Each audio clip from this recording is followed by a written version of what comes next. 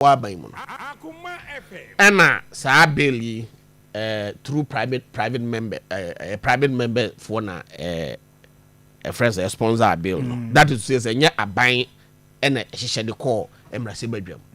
Now say John wo hwe amendments a na no wo koye a ho age menan ni ade a yeah speaker say we di medical cop pass ade a speaker amendment no oboka no say John over paragraph 60 the current committee, I'm talking about this current parliament no.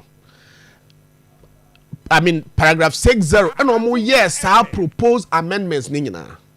Now if you look at the I think Tema West MP, the vice chair of the committee our MPP Nina, he said say the your friends a report now committee nearby was unanimously approved.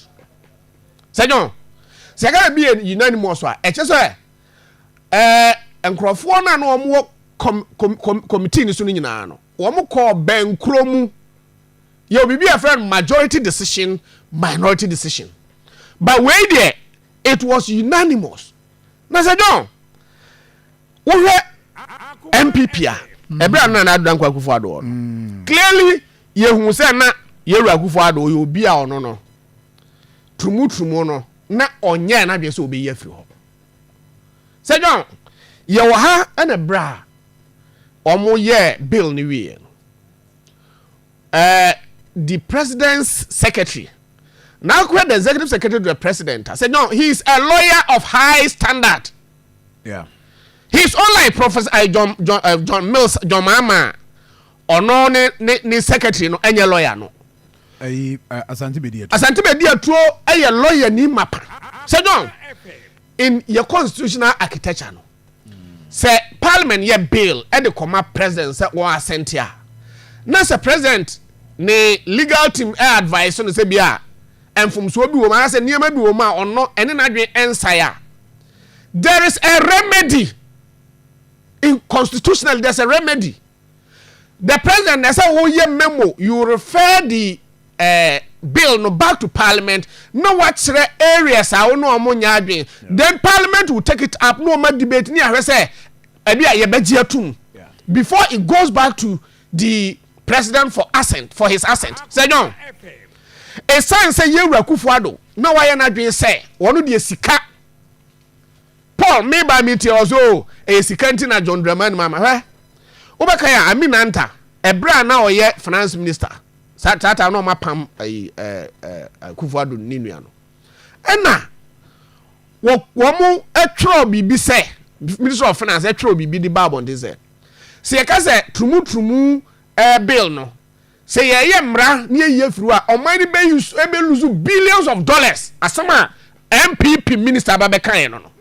And as a result of that, you know, sabi omanye Millennium Development Compact sika na se ba any ade. Who say ayi friends say anti-retroviral drugs ni ade a America for ma sika editor any ade nyina John Mahama buy ya America for aman. Say John say no ni yento.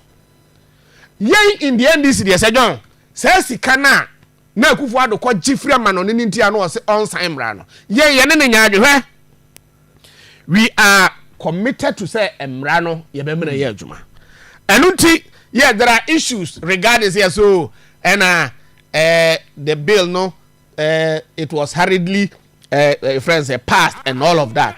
Yes, what President Mama Kanye, which people are trying to misconstrue him, is this say now after the passage of the bill no MP before raising a lot of issues regarding amendments. I said no.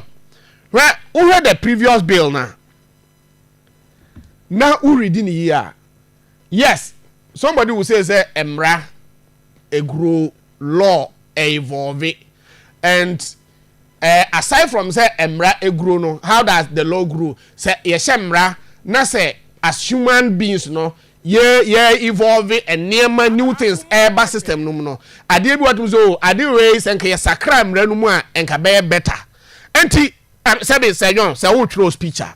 Now I your draft to krana.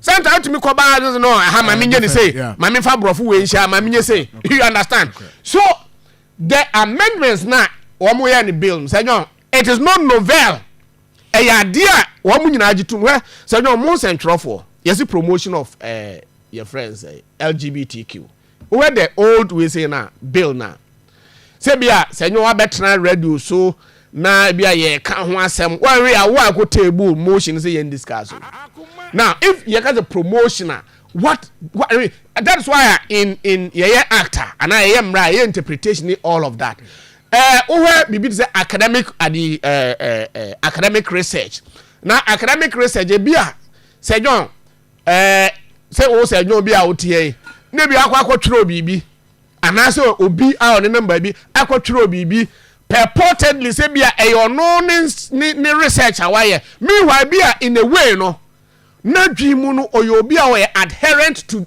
the beliefs and ideals of LGBTQ and wakotro na there. So if you have somebody or academia na se bia o researcher na say no ordinary research aba we must put into the law say we will not decriminalize friends, we will not criminalize. I see a decriminalize. For example, say John a lawyer for there are lawyers Ghana na friends multimedia lawyer Martin Kwebu no I can say he has on several occasions defended some LGBTQ people no? And that is not to say as a professional lawyer now so when we here na say John say see out metia na say me fan say poyando to announce a lawyer na yes obi a positive adena na poyando tie na say bia MPP ni bi allegedly say we part of LGBTQ na say poyando a shane gown na wa shane wig na okojina court so ko defend there yes so long as a poyando eco defend no poyando support to LGBTQ you see in your friends in a criminal jurisprudence say John say obi e bone na say a criminal offense na ni ko gina mra nim na say sa obi a allegedly why bone no say woni lawyer na say am fa lawyer manoa the court cannot proceed to prosecute that person. You understand?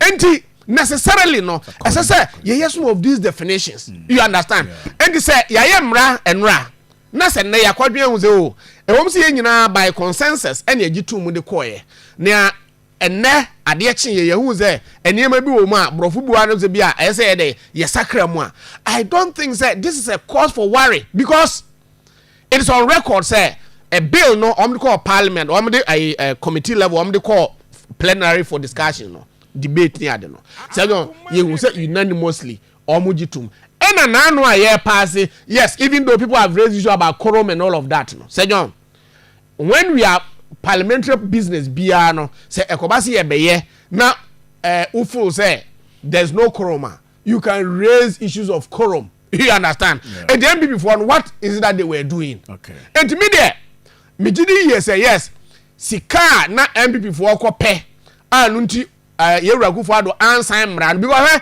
LGBT friends e-levy